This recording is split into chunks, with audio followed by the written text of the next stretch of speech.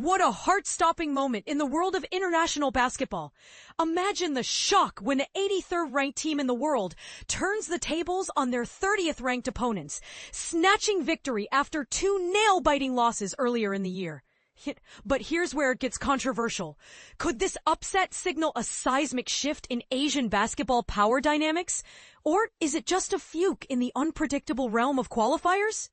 Let's dive into the details of this thrilling matchup and unpack what made it so unforgettable, including some insights that might change how you view these high-stakes games. Zul Mikhail, Lebanon. As the curtain fell on Group D's action in the opening phase of the World Cup 2027 Asian Qualifiers, Qatar delivered a stunning 86-83 victory over Lebanon, proving that in sports, anything can happen when determination meets opportunity. For Lebanon, this defeat marked their first home loss in World Cup qualifying rounds since 2019, snapping a streak of 7 consecutive wins from the prior cycle. And for Qatar, it was a sweet redemption.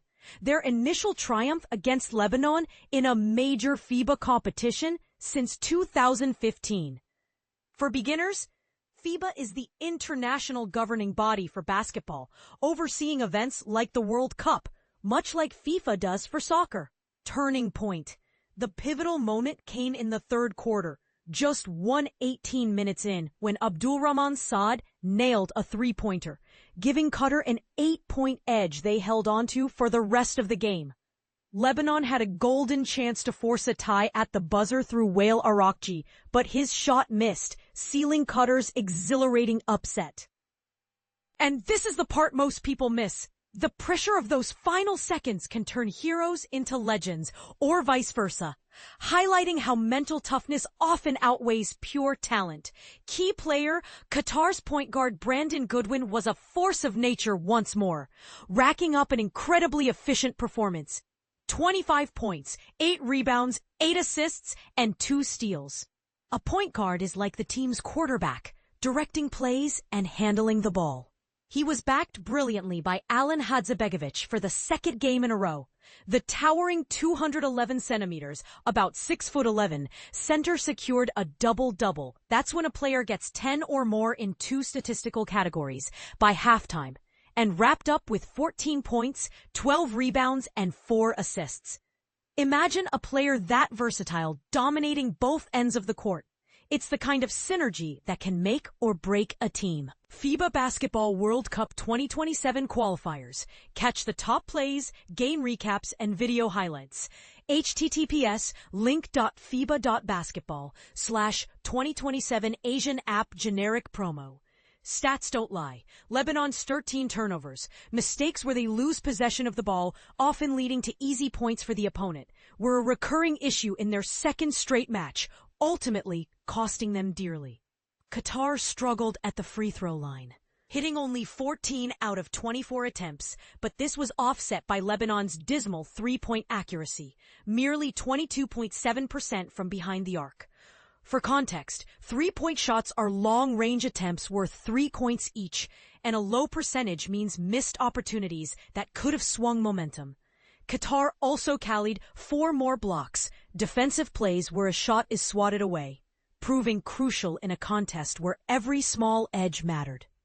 In games like this, stats reveal the story. Resilience and defensive prowess can triumph over flashy offense.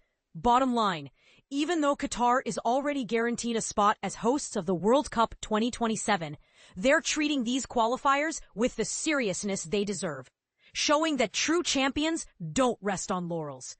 The qualifiers are wide open. Who knows who might emerge?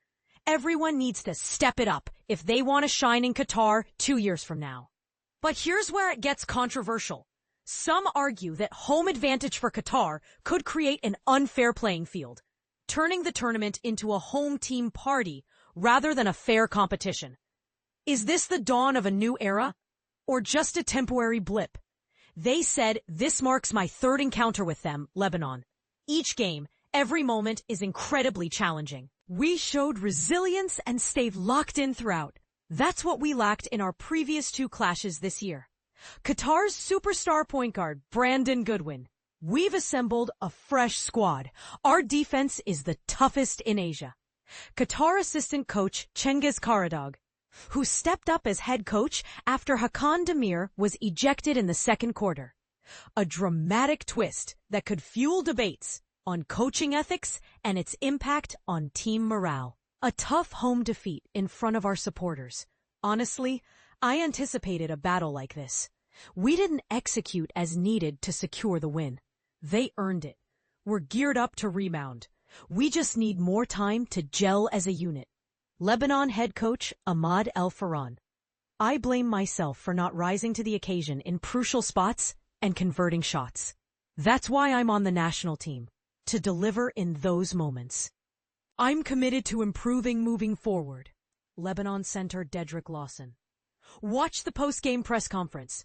Smart Fantasy League. Create your team, join a league, and challenge your friends.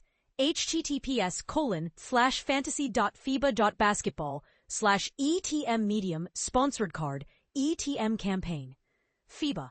What do you think? Will Qatar's hosting gig make them unstoppable, or could this upset inspire other underdogs to rise? Do you agree with the coaches? Takes on team building and resilience, or see room for a counterpoint on coaching decisions?